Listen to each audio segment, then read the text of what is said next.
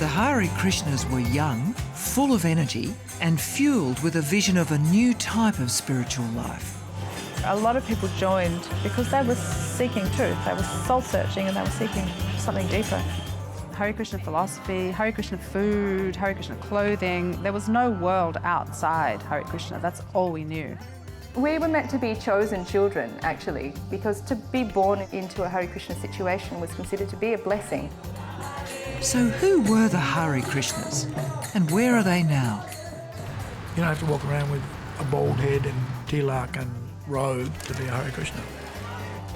People say, oh, okay, so not all Hare Krishnas are hippies running around the hills. And it's no, they're not. They're pilots and they're lawyers and they're doctors and they're teachers and they're nurses.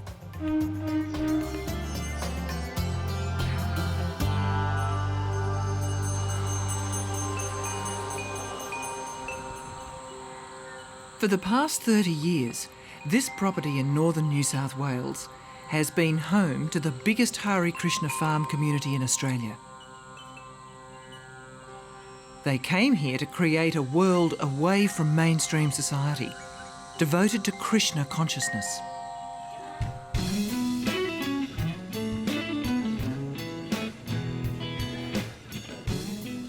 The Hare Krishna movement in the West was born in the 1960s at the height of the youth revolution.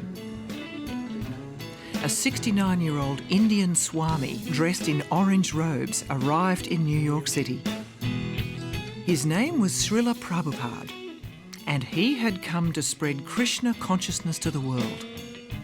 Mukunda Goswami, or Michael Grant as he was known back then, was one of his first disciples. It was a very dingy room. He was lecturing. Actual identity as part and parcel of the Supreme Lord, Krishna. It was a very incongruous scene because he looked very distinguished, and the people who were listening were kind of like hippie-like. New devotees flocked to hear this learned Swami giving lessons about an ancient Indian religion.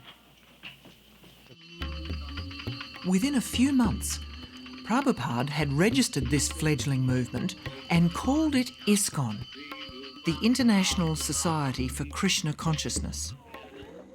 Within 2 years, the movement had established temples in San Francisco and Los Angeles.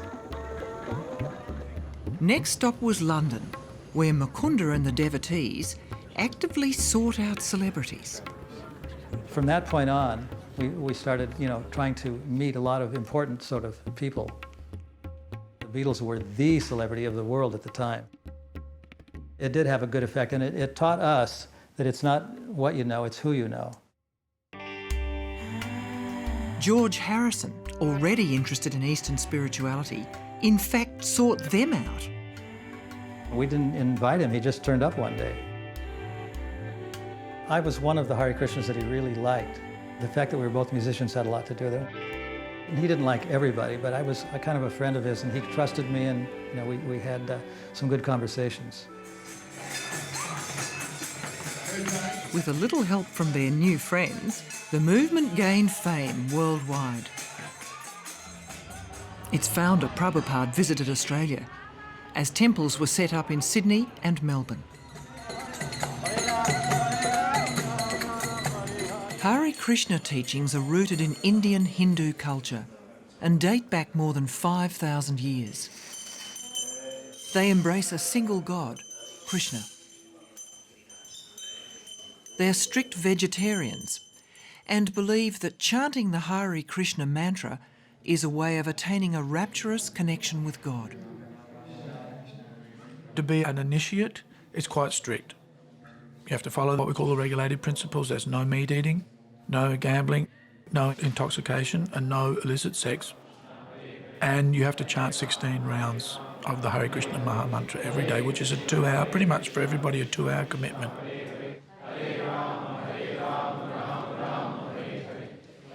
And it also means rising early and pretty much trying to dedicate all of your activities to service to God.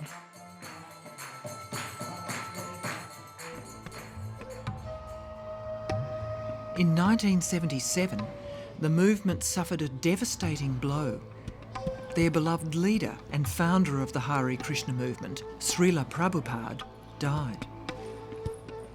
Prabhupada's dying was one of those unthinkable things, because he was the guru, he was the CEO of the institution, and then one day he was gone. Internationally, the movement was struggling to cope with life after Prabhupada. A number of disciples had been appointed as gurus to fill the void. They were to preach to different parts of the world.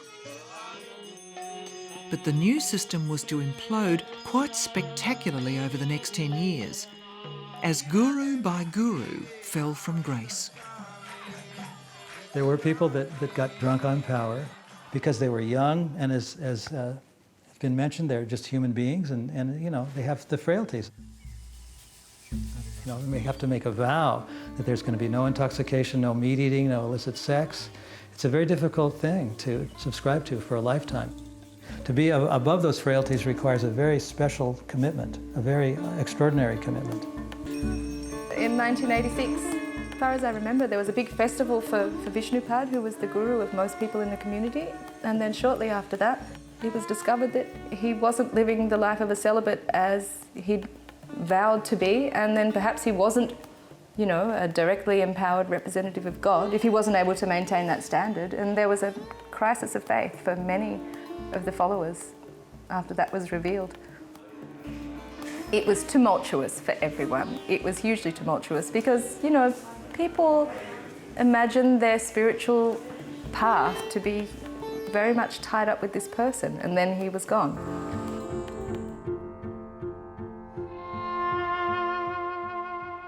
The 90s proved to be the most difficult time for the Hare Krishna movement worldwide. Reports of physical, emotional and sexual abuse emerged in Hare Krishna boarding schools in India and the United States. Yeah, there was a lot of really heavy, awful stuff that went on, but not in our Australian school. Our Australian school was, I would say, kept to a really high standard in that sense that we were very fortunate. Today, the movement is steadily growing again. There are restaurants in all the major cities in Australia and temples serving weekly feasts to the needy. Books are still being sold, and they're back on streets again, entertaining the crowd.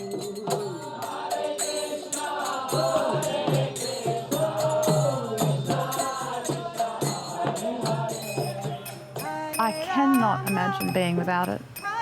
I can't, it would be empty. For me, Krishna's God. He just is. You ask me what God's like, God's blue and he plays a bamboo flute.